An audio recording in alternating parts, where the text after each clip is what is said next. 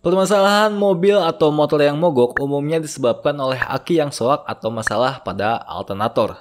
Oke brother, welcome back to my channel Panda Bewok. Balik lagi bareng gue Dimas Sugraha. Di video kali ini gue akan membantu kalian untuk mengidentifikasi masalah mobil ataupun motor yang mogok. Ini disebabkan oleh aki kah atau alternator. Membedakan masalahnya apakah dari aki ataupun alternator, faktanya adalah suatu hal yang sangat-sangat mudah. Jadi tonton terus videonya sampai akhir. Buat kalian para pengguna motor, mungkin kalian akan asing dengan istilah alternator. Karena di dalam motor sendiri, istilah ini kita kenal dengan kiprok dan juga spool. Secara fungsi sebenarnya sama saja. Dia akan menciptakan tegangan listrik dan mengisi ulang aki saat mesin hidup. Tapi dalam kendaraan motor saat ini, banyak kiprok yang sudah built-in dengan ECU-nya. Jadi mungkin kalian tidak akan temukan kiproknya, tapi itu sudah ada di dalam ECU-nya. Jika proses cranking berjalan dengan lambat, kemudian suara cranking terdengar loyo, kadang bisa start kadang enggak, kalian harus curiga dengan aki yang soak.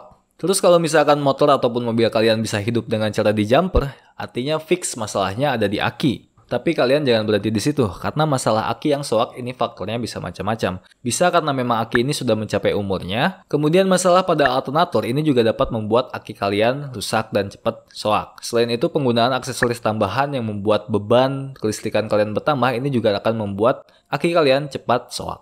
Pertanyaan yang sering banget muncul, Bang, tegangan aki oke, tapi kok nggak kuat untuk starter? Indikator aki yang soak itu tidak dapat dilihat hanya dengan melihat tegangan aki saat mesin mati dan juga mesin hidup. Kalian juga harus melihat drop tegangan aki saat proses starter. Saat proses starter, biasanya aki ini akan mengalami yang namanya drop tegangan. Ketika kalian membaca tegangannya drop di bawah 11 volt, artinya memang aki kalian sudah tidak kuat untuk melakukan starter.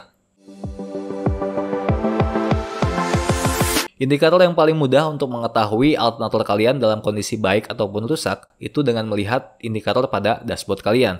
Jika indikator akinya menyala, artinya memang masalahnya ada pada alternator kalian.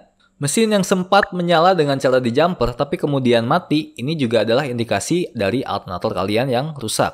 Ternyata cukup mudah ya untuk membedakan masalahnya apakah dari aki atau dari alternator. Poin lain yang juga penting yang harus kalian ketahui bahwa alternator yang rusak ini bisa membuat aki kalian cepat soak. Namun, aki yang soak ini jarang sekali membuat alternator kalian rusak. Kemudian jika mesin motor atau mobil kalian tidak mengeluarkan bunyi cranking sama sekali, tetapi lampu, spion, power window masih bisa berfungsi, masalahnya mungkin ada pada dinamo starter. Nah, untuk masalah pada dinamo starter sendiri, gue memang belum bikin videonya ya. Tapi gue pernah bikin mengenai prinsip kerja dari dinamo starter. Kalian bisa cek aja di situ videonya mengenai prinsip kerja dari dinamo starter.